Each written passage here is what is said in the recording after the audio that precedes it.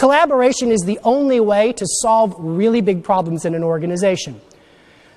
The lone genius is a myth. There is no singular lone genius that's done anything. In fact, all of the great solutions I've ever seen in my career were created not just by 2 people or 3 people working together, but surprising teams working together to change the world. And it's not just a sense of collaboration. What we're talking about here is disruptive collaboration. This is the idea. As a leader, you take your courage and you convince yourself to disrupt the current set of conversations going on at your company. To create a team, and I want you to ask yourself, who has a stake in the outcome? And then when you get the answer, ask the question again. Who has a stake in the outcome that's never at the table? Then once you get that answer, I want you to say, who has a stake in the outcome who is forbidden to be at this table? Because I'll tell you something, real solutions in this world come from unholy alliances, surprising conversations, uncomfortable partnerships where you as a leader grow into your shoes by taking everyone in the room from meism to weism.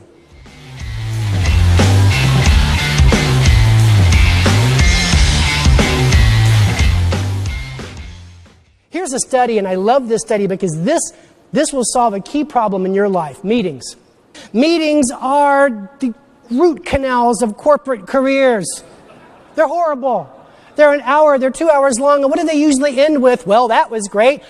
Let's have another meeting in 2 more weeks and do this again, right? That's the result of the average meeting. At Deeper Media, we study this. Here's what we learned.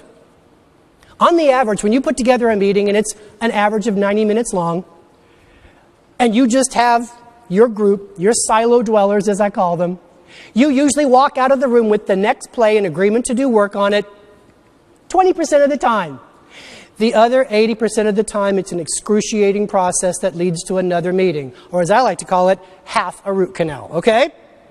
What our research says in 186 use cases is that when you bring a second perspective into the room, sales plus marketing, you increase your chance by 50% that you walk out of the room with the next play. Because people with different perspectives, they have a different story they tell themselves about what works. They have a different set of constraints about what will never work. They have a different set of best practices. And let me tell you something, you and your company don't become obsolete. You don't get disrupted because of what you're thinking is out of fashion. You get upended because the constraints that you're living under change. Now you can do it. All the best practices you've lived on don't work anymore because we moved to the cloud. Everything changes, and as you increase perspectives, you increase the speed at which you solve problems. We found in the research that when you bring in a third perspective, say sales, marketing, and operations, it goes up 100%. Now, instead of walking out of the room 20% of the time with the solution, it's 40% now. But here's the idea. It's like the Beatles. The number is 4. You got to have Ringo. Got to have Ringo. Even though he has an idea for a song. But anyway, you got to have 4. So think of it as sales and marketing and operations. And if you're a bunch of old geezers, bring in a millennial. And that perspective will blow your mind. You got 4 now. We've learned that you walk out of the room over 80% of the time with the next play and commitment to work. Because the wider you go, the faster you solve.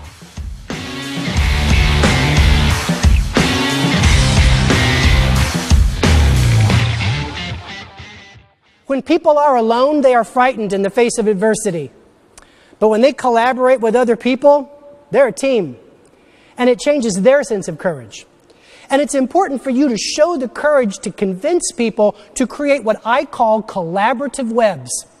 Not just meetings in the silo where you compare notes and patch the status quo and preserve the way things are. I mean collaborative webs that go widely across the enterprise.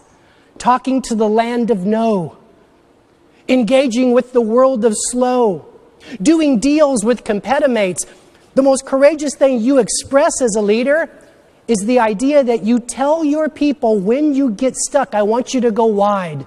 Don't tell them to think outside of the box. Tell them to solve outside of the lines.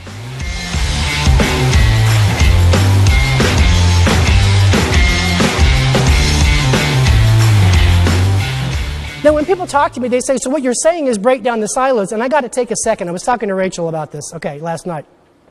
Folks, please stop using grain elevators in your silos analogy, because that's not what they are.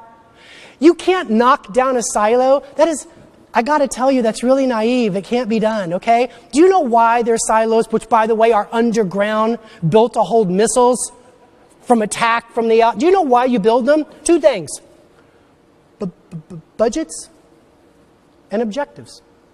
As long as you give a human being a budget and an objective that's going to be measured, they will build a silo. Here's my promise. When you encourage your people to create these webs, what they do is they build underground tunnels between the silos. When I see truly remarkable organizations today in 2017, and I've studied many of them, Salesforce is a good one, Tesla is a good one, Wegmans is a good one, SAS Institute is a good one. This is what they figured out. One problem at a time, courageous leaders have fostered disruptive, collaborative webs, and they've connected the groups together and created an organization driven around a common shared vision.